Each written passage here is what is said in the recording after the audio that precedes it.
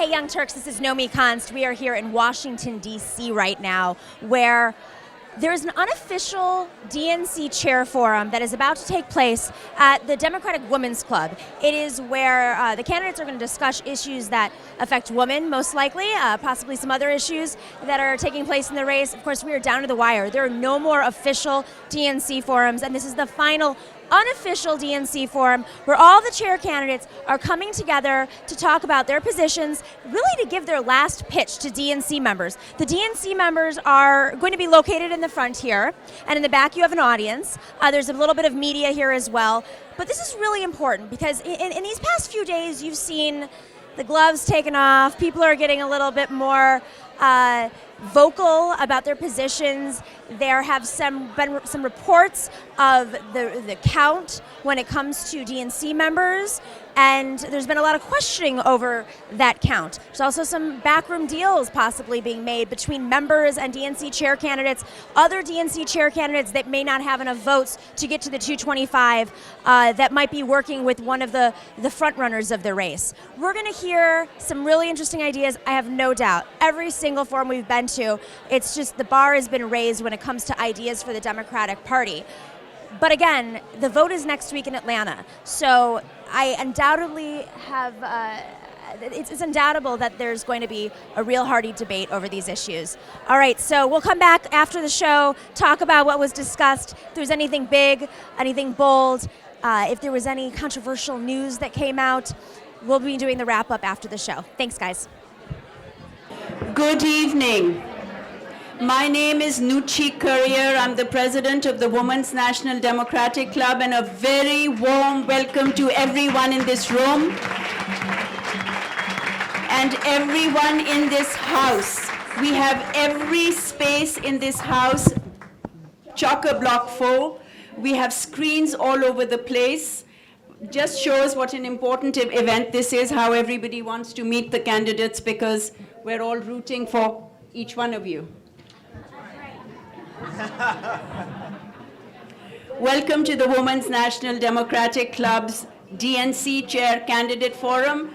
And last but not least, Mr. Perez is walking up.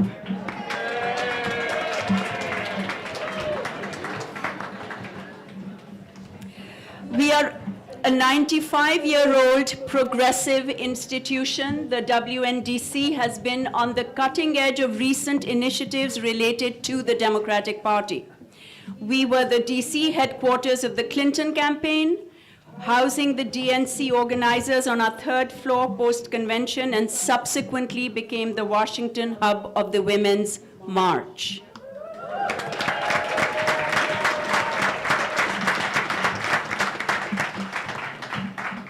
The success of the hastily organized Women March was inspirational.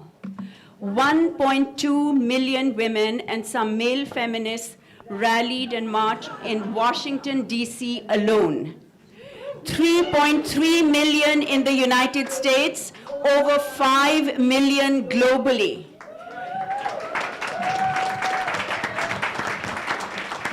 This march made history and enters the Guinness Book of World Records, and that's the truth.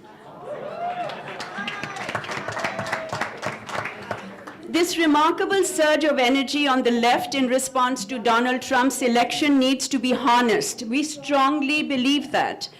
Senators' phones have been jammed with calls protesting Trump's cabinet nominees. Protests opposing right-wing policy positions are erupting across the nation, and town hall meetings across Red America are being disruptive widely. And we've all seen footage of that. According to a Washington Post poll, more than 1 in 3 Democrats say they plan to become more involved in the political process in the next year as a result of this election. That's true. That's true of 40% of Democratic women, and you see a lot of them in this room.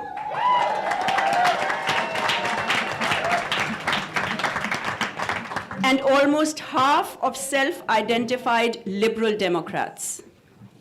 So everybody is raring to go. We feel that movements are everyday acts of resistance. They need to be for something, not just against something.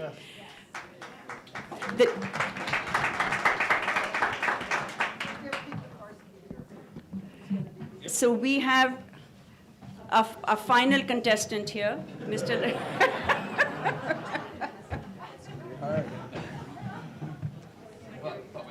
The Women's National Democratic Club was created by suffragists 95 years ago. And 95 years later, we seem to have the same fight on our hands. But we're ready for it. The march proved that. So join us as we put up a wall of resistance to the wrecking ball that Mr. Trump is swinging already. We want everybody in this room before they leave to become members if you're not members. Male and female both. What was the march about? It was for peace, equality, and justice. It is a social movement for social progress. We need to stay proactive about women's rights. We are inspired and we want to inspire, channeling our energy for the next day and the long haul. And one thing I want to say, I'm going to completely move off script. We are seeing this movement largely amongst young women. That's because they've not had to fight for their rights. It's their mothers and grandmothers who did all the work. It's the first time that they are feeling threatened, and we have had such a surge of new members coming in, virtually 50 every month. And we want to keep that up, and we are organizing now to keep all of you engaged.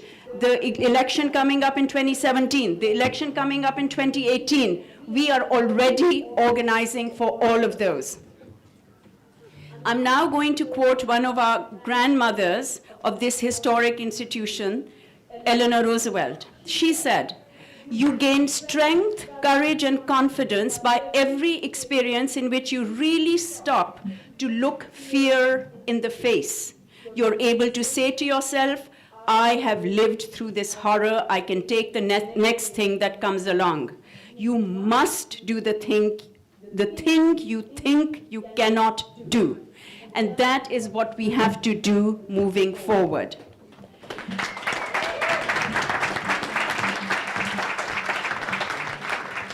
In that same spirit, I welcome the courageous candidates for chair of the Democratic National Committee tonight. And I'm going to just take their names from my right to the left. Please welcome Sally Boynton Brown of Idaho.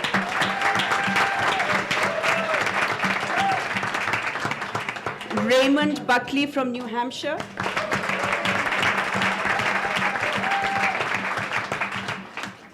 Pete Buttigieg from Indiana. I said this right, I think. Representative Keith Ellison from Minnesota.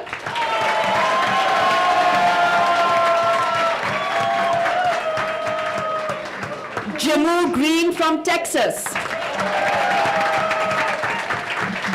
Jaime Harrison from South Carolina. Secretary Tom Perez from Maryland. Peckarsky from Wisconsin. Sam Ronan from Ohio. And Robert Vinson Brannum from Washington, D.C. So I'm quickly going to say a few words about the format today. Each of our two moderators, and I'm going to introduce them in a moment, will introduce a candidate, invite them to speak for exactly 2 minutes, ask a question, and the candidate will have exactly 2 minutes to respond. At the end, at the end of the show, when we're all done, we will give each candidate 1 minute for a closing statement. It is my pleasure now to introduce Stephanie Ruhle. Stephanie, would you come up? An anchor at MSNBC. She previously served as anchor and managing editor for Bloomberg Television and editor-at-large for Bloomberg News. Rule plays an active role in women's leadership development, having founded the corporate investment bank Women's Network and co-chaired Women on Wall Street. She's a member of the Board of Trustees for Girls, Inc., New York, an organization that provides life-changing programs inspiring girls to be strong, smart, and bold. She has formerly served on the corporate councils of iMentor and the White House Project, a nonprofit organization that works to advance women in business, government, and media. And now I'm going to introduce Council Member Jack Evans, but please don't get up because you're going to come and take my spot. He's a great supporter of the Women's National Democratic Club and serves as our ward leader.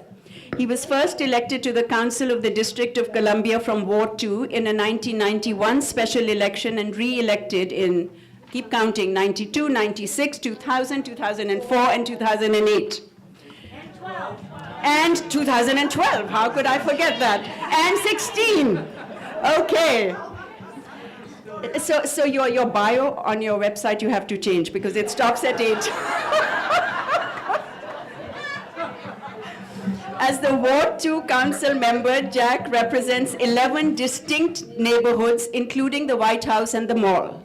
And this is for the benefit of those people who've come from out of town who don't know our city that well. He serves as chair of the Committee on Finance and Revenue and the Judiciary and Transportation and the Environment Committees. Additionally, he serves as the district's primary director on the Washington Metropolitan Area Transit Authority Board of Directors. His work in DC politics is worth listening to. From 1988 to 1991, he served as treasurer of the DC Democratic Party. 92, 96, and 2000, he was with the Democratic National Conventions. 92 and 96, he served as Bill Clinton's DC co-chair. 2004 as Howard Dean's DC co-chair, and 2008 as Hillary Clinton's DC co-chair. Please welcome the inimitable Jack Evans.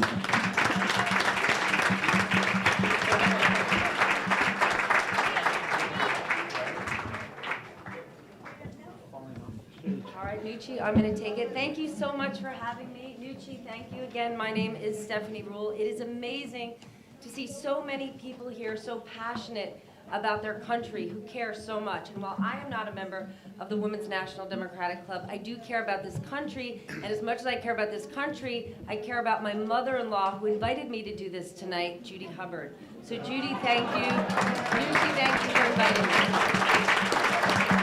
And a quick for me, and Jack, thank you for doing this with me. And this is a crowded house up here, so I appreciate everyone being here. And for me, just a quick piece of housekeeping in this very tense news environment. I just want to qualify my questions tonight were written by me. No one in the audience, no one in the organization, and no one up here on this dais has seen these questions. So there we have it. Now we're going to get to the meat of the evening, and I'm going to introduce the woman of the state of potatoes, Sally, your opening remarks. Thank you so much. I really appreciate it. And thank you for putting on this amazing event. As we've been watching events come up, I have been waiting for the women's event. So I am thrilled to be here. I am from Idaho and am the president of the National Association of Executive Directors. And as I was watching some of my fine colleagues put their names in the ring, there was one thing noticeably missing, and that was a woman. And I started looking for women to run, because that's what we generally do as women, and I couldn't find anybody. And then I had to remember the advice I've given so many women, especially young women, which is if you have the vision and you have the passion, put yourself out there and just run. And so that's what I did, and was very excited to do so.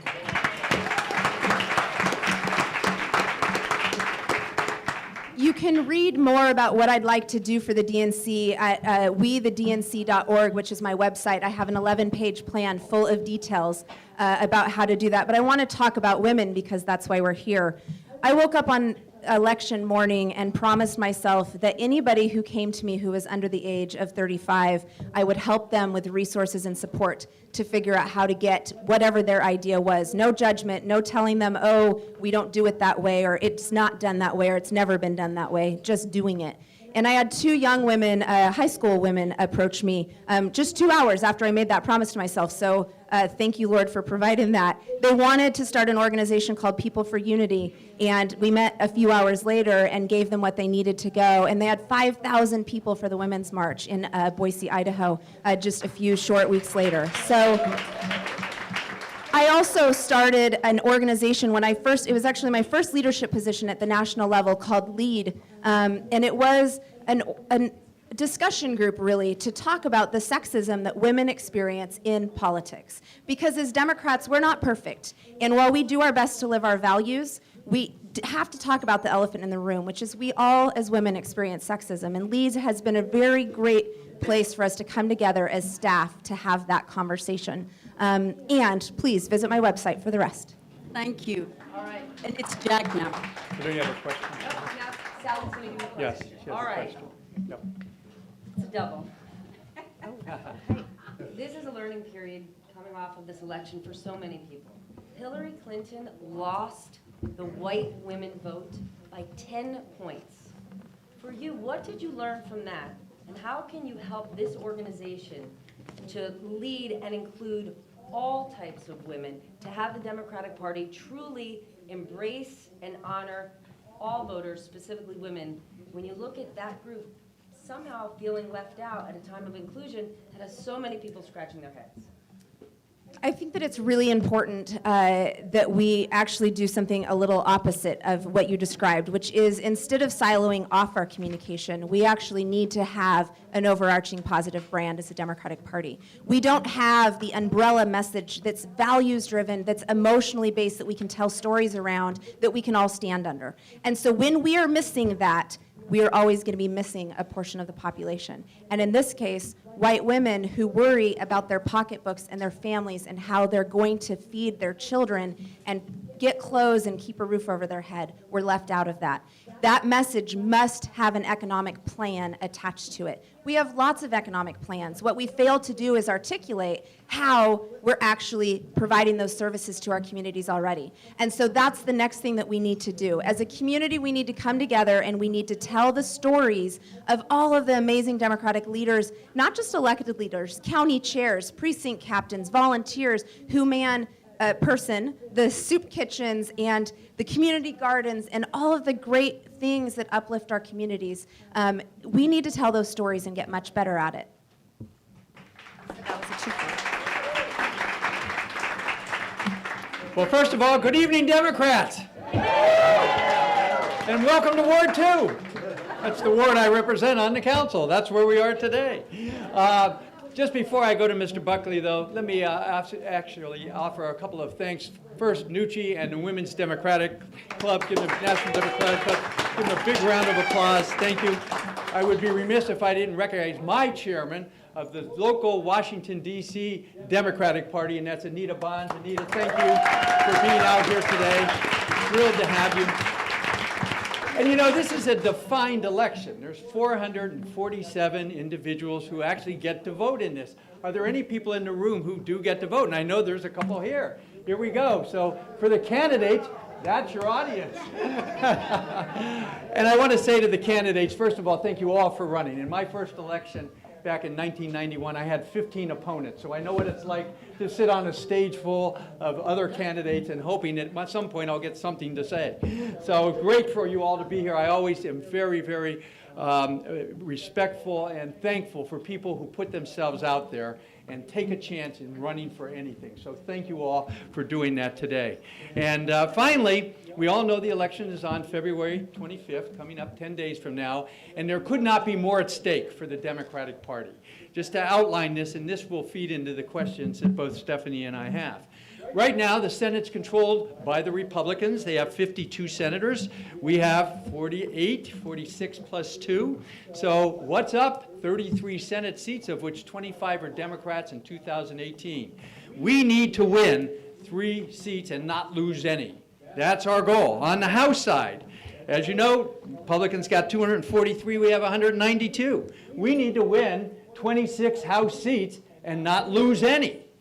And the governors, which is so important for everyone, so you realize this, what happens in 18 determines who draws the line in 20, okay? They control 33 Republicans. Governors, we only have 16. And in the state legislatures, they have 32 states have both legislatures in the Republican column. We have a daunting task ahead of us. And so the theme of the questions as we go forward is, whoever's the chair of this party, what are you going to do to win us 3 Senate seats, 26 House seats, 9 governors, and 7 state legislatures? So we are back in charge. What are you going to do to make that happen? So Mr. Raymond Buckley of New Hampshire. Mr. Buckley has served as chairman of the New Hampshire Democratic Party since 2007, and he also currently serves as president of the Association of State Democratic Chairs and as vice chair of the Democratic National Committee. From 1986 to 2004, he served as a member of the New Hampshire House of Representatives. So, Mr. Buckley, you have 2 minutes. How would you, as chairman, engage, embrace, and support state parties in the grassroots, the working men and women of this country?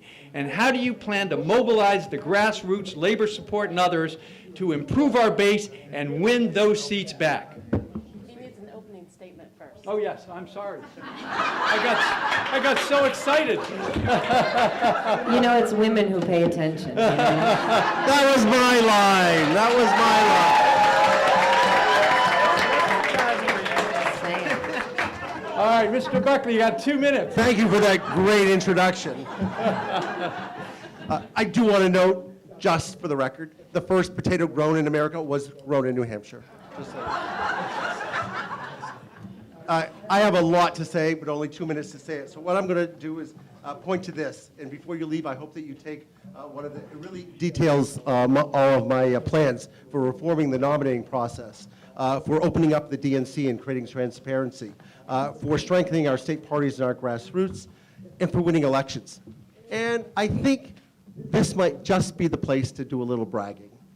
So in 2016, when we were really struggling across the country, in New Hampshire, we elected an entirely woman congressional delegation. The only swing state to defeat a Republican U.S. Senator had to be another woman, but, you know, we had to have room for Maggie. So Jean, Maggie Hassan, Carol Shea Porter, and Annie Custer represent us in Washington. While I've been chair, we've had not only a Senate majority of women in our state Senate, but the Senate President, the Senate President Pro Tem, the Majority Leader, and Majority Whip were all women.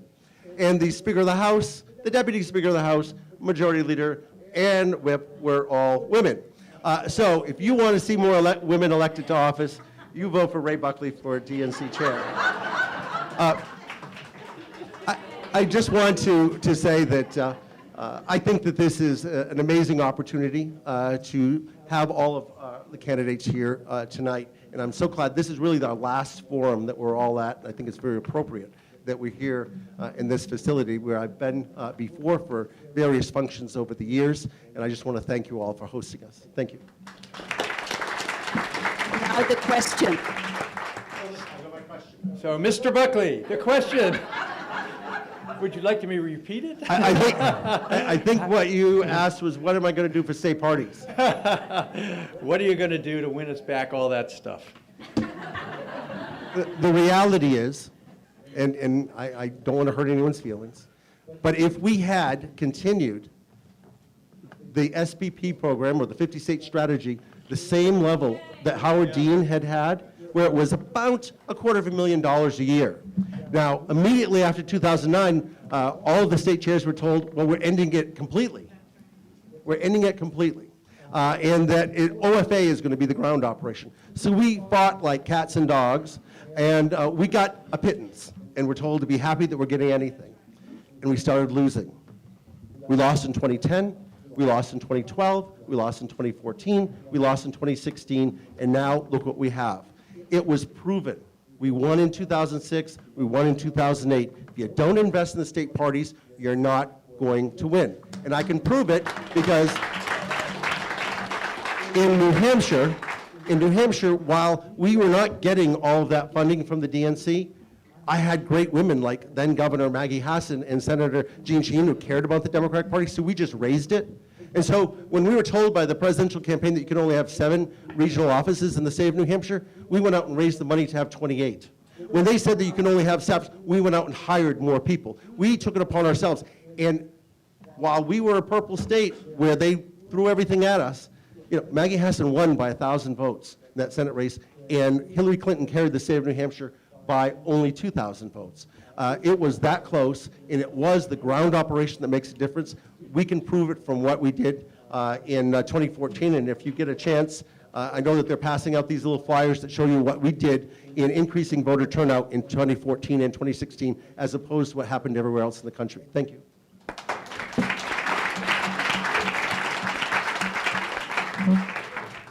Pete Buttigieg from the great city of South Bend, Indiana. And Mayor Pete, it's worked out so well for you, but if you do get this gig, you're definitely gonna have to change your last name because it's too much. It's too much for the big stage. It's too much. So Pete, you have 2 minutes. Tell us your story. Well, thank you. And my story, actually, I'm the son of an immigrant, and I'm very proud of my heritage. So it's an inconvenient name, but I'm sticking with it. Back home, they just call me Mayor Pete. I want to thank you for the opportunity to be here. I want to thank this club for its great work. The day after the inauguration, there was one candidate for chair of the DNC who was at the Women's March. I was that candidate. And, oh, did you be, okay. You weren't a candidate back then, though, were you? I was there. Were you a candidate back then? No. Okay. Anyway, the reason that was such an important moment wasn't just the scale and the scope of it, not just the intensity of it, and the response and what it said about who we are and that we're going to draw a red line. It was the character of it. It was the tone of it. It was that we showed that the way we resist and the way we oppose is to support one another. You should have seen it, even in South Bend, Indiana, even in Mike Pence's Indiana. We had 4,000 people out for the Women's March. And it was the kind of thing you wanted to be part of. You could feel it. This, I believe, is the season for happy warriors. And at a moment when our party is really on the back foot, even had we won the White House, our party would be on the back foot if you look at where we are in those offices that were just mentioned a moment ago. We've got to do something different. This race is a test of whether the DNC is prepared to change. I believe I represent that change. I represent that fresh start. I represent a new generation of leadership, someone not put forward by any faction from within the party, but simply somebody who wants to serve and guide our party toward a strategy that thinks not only about all 50-plus states, but the next 50 years, organizing not one cycle at a time, but according to a long-term plan, finally beating Republicans who have patiently and cleverly established majorities at every level in every state, beating them at their own game. I think I'm the candidate to do that, not the candidate of the status quo, and I would be honored to earn your support.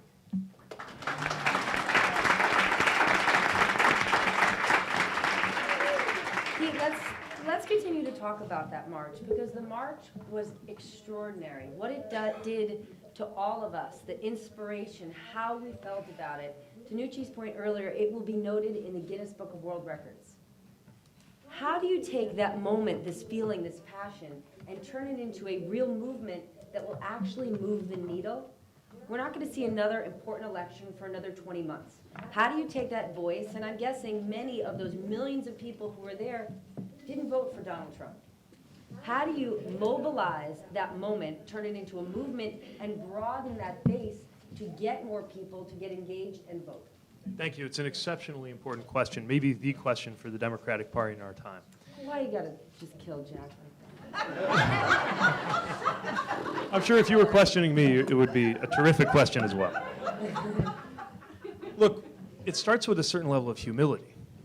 We've got to recognize that the Democratic Party has to take its position among the broader landscape of progressive organizations, not the other way around. It's not about cramming it all into the party and having it all be directed from Washington or organized by politicians. The important thing is that our partnership with these different groups and movements that are happening organically be authentic, that we are really there to help them, so it doesn't ring hollow a few weeks before the election when we say they ought to be there to help us.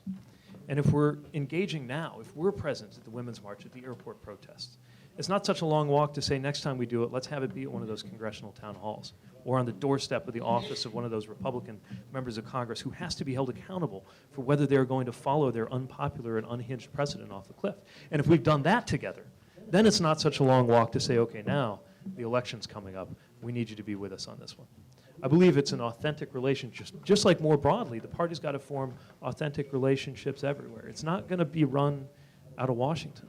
I know we're sitting in Washington, and I admire everybody who is here who does good work in Washington, but the solutions our party needs are going to come from throughout our country, from every one of our states and communities and territories. The solutions we need are among us. And that's why also when it comes to the state parties, it's not enough simply to promise a bigger check. We got to come up with that, but we've also got to have an authentic relationship, one that fashions a plan on a new program for moving forward. If you do what you've always done, you'll get what you've always got. We have learned that lesson, and it is time to reimagine what it means to be a political party in the post-2016 era.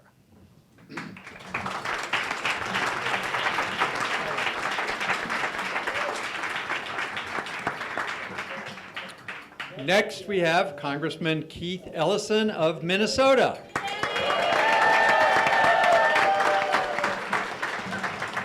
My wife and her whole family are from Minneapolis, and they all vote for you. Congressman Ellison has represented Minneapolis and the surrounding suburbs in Congress since 2007.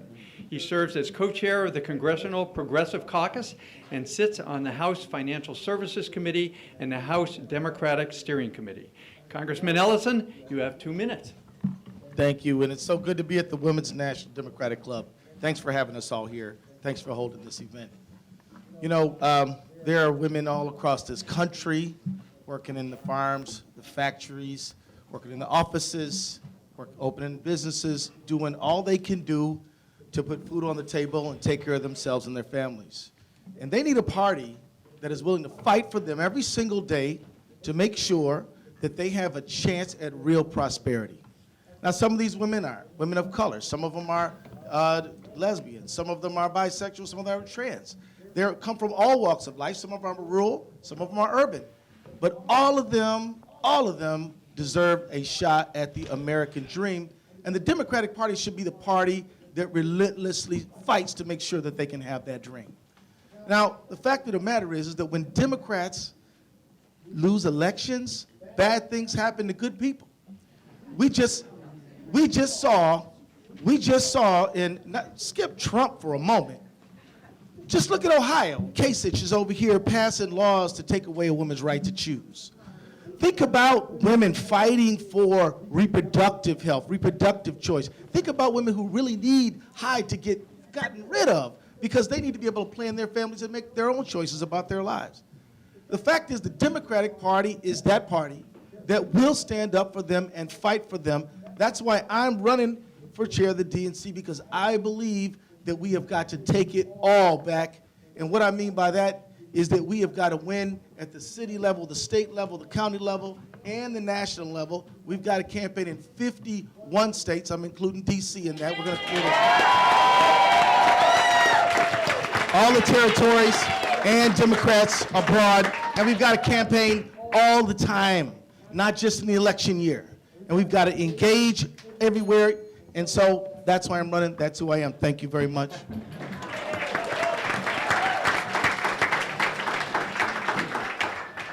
Congressman Ellison, the headline in the Washington Post yesterday describing the debates that have gone on between all of you over the last couple of weeks in the battle for the top spot at the DNC, contenders may be missing a key lesson of 2016. None of the candidates wanted to argue that Democrats have lurched too far to the left to compete. So, Congressman Ellison, over the last 8 years, more than 1,000 elected Democrats have lost their seats in state legislatures. We've lost the governorships. We've lost control of the House, the Senate, and the White House. What message do you have for the country? Have we gone too far to the left? If not, what are we going to do to win back what we've lost? We have not gone too far to the left. But here, friends, The real truth is that we've got to go down. We've got to connect to the grassroots. We got to listen to our people who are telling us what they want. Why is it in Arizona we can get rid of that Arpaio character, Sheriff Arpaio? He got sent back in, and yet we can win with the minimum wage, which actually won, but not win the state. We have got to engage at the grassroots level and win the trust of the voter. And that means we got to stand up for what they stand up for. That means we got to fight for what they fight for. Take, for example, Black Lives Matter. They actually have a legislative program that they are fighting for. What if we, as Democrats, said, what is your program? Where does it match up with our platform? How can we fight together? And that means 350.org. That means the fight for 15. That means Good Jobs Nation. All these groups out there working as hard as they can to make a better America. The Democratic Party needs to be shoulder to shoulder with them by listening to them. Now, we also got to build that pipeline, y'all. We got to recruit and train people to run for office so we can have them take those seats that we really need them to run. There should not be one seat in America where a Republican is running uncontested. We got to fight them everywhere. And I'm telling you, I've been raising voter turnout in my district and training young and not so young people to run for office. I can tell you we have turned up turnout in the 5th Congressional District so that there are no statewide Republicans at all, not our governor, nobody, and that helps us win. So the point is, it's not really an ideological thing. The ideology needs to be everybody counts, everybody matters. That means every voter everywhere. And that means women voters, and we need to fight and help women run for office and get them elected.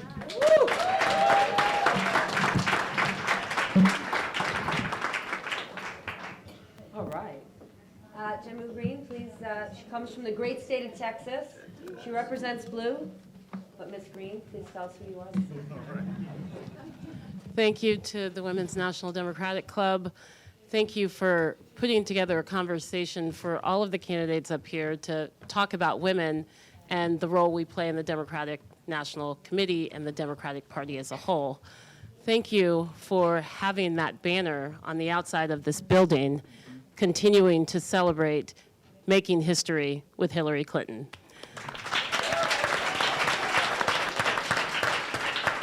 Because I think too often in this race, in the forums we've been having, in how the media has covered this dialogue, we have not allowed women to celebrate that we made history. We have not allowed young women to celebrate what this past election meant to them in so many ways. What is unfortunate, though, is that we need one event that is focused on women. We should be talking about women and the role they play within our party in every conversation, because women are the backbone of the Democratic Party. So, who am I? I am the daughter of undocumented immigrants who was born in the same year that Shirley Chisholm took her historic candidacy to the floor of the Democratic National Convention. I run for Shirley, I run for Barbara Jordan, I run for the young women who organized the march. And I think there was a comment earlier that they are not having to fight for their rights because their mothers and their grandmothers did that. I have to say that is not right.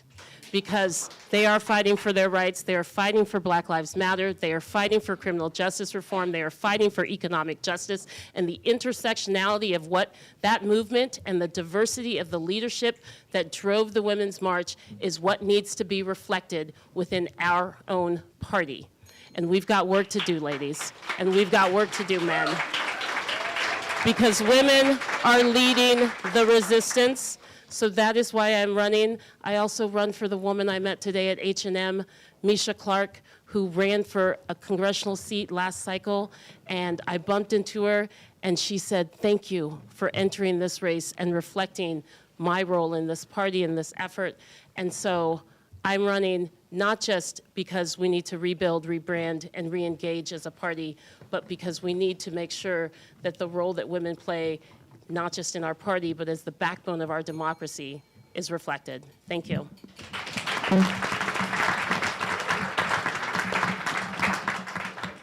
factor in fueling and amplifying the fight is funding. In this last election, the DNC outraised and outspent the RNC, and though she did break extraordinary barriers, Hillary Clinton didn't win the election. If you win this post and you're elected to chair the DNC, what argument will you make when you go back to Democratic donors to raise money again in 2018 and 2020? How are you going to do that? I think we have to transform our donor participation within the Democratic Party. And I encourage everyone here to go to my website, jehmufordnc.org, where I talk about specifically how to do that.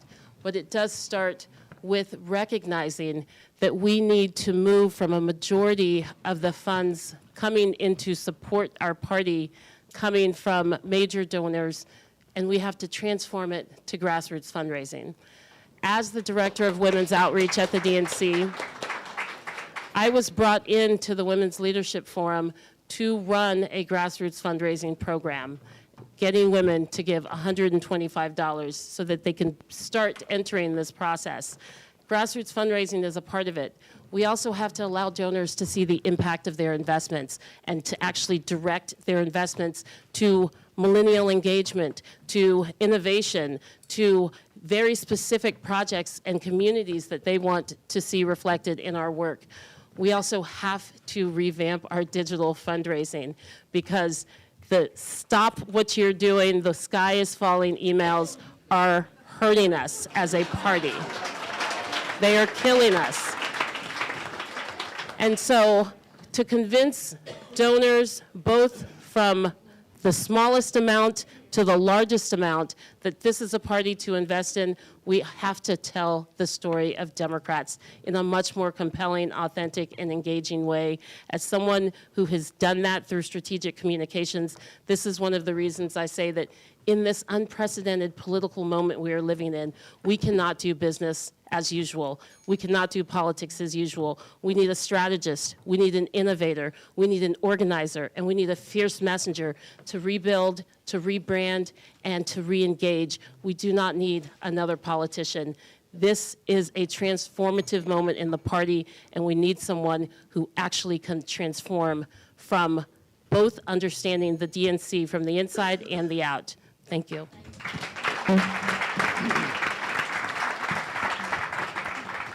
Our next candidate is Jaime Harrison of South Carolina. Mr. Harrison has served as the chairman of the South Carolina Democratic Party since 2013. Before his current role, he served as director of floor operations and counsel for House Majority Whip Congressman James Clyburn and as executive director of the House Democratic Caucus. Mr. Harrison, you have 2 minutes. Thank you. Thank you all for having me here today. So you heard I'm the chairman of the South Carolina Democratic Party, first African American and youngest person to hold this position. But that's not who I am. I am the son or the grandson of a woman who in 8th grade had to drop out of school to take care of her family, dragging bags of cotton through the hot, searing sun of South Carolina. Who am I? I'm the son of a 16-year-old mom who had to drop out of high school in order to have me and take care of me. Who am I? These women are my life. They are my heart. The reason why I'm here is because of them. You know, as we start to have this conversation about this party used to be a community organization that helped to take care of people when they ran into trouble. We have to get back to that. We have to transform ourselves from this political organization that only begs for votes every 2 and 4 years, go to black churches 2 months before the election, and become once again a community organization that is helping people address the issues that are actually impacting their lives. So what do we need in order to do that? I think people are confused about what this job of chair is. As chair, you are building a party, and everything else derives from that. The organizing, the discussions, the talking. We have to make sure that the person that is given the keys of this great, great party will build the organization to make sure that more women get elected, to make sure that little boys and little girls like me get the opportunity to live the American dream. That is what I bring to this position. That is why I believe I should be chair.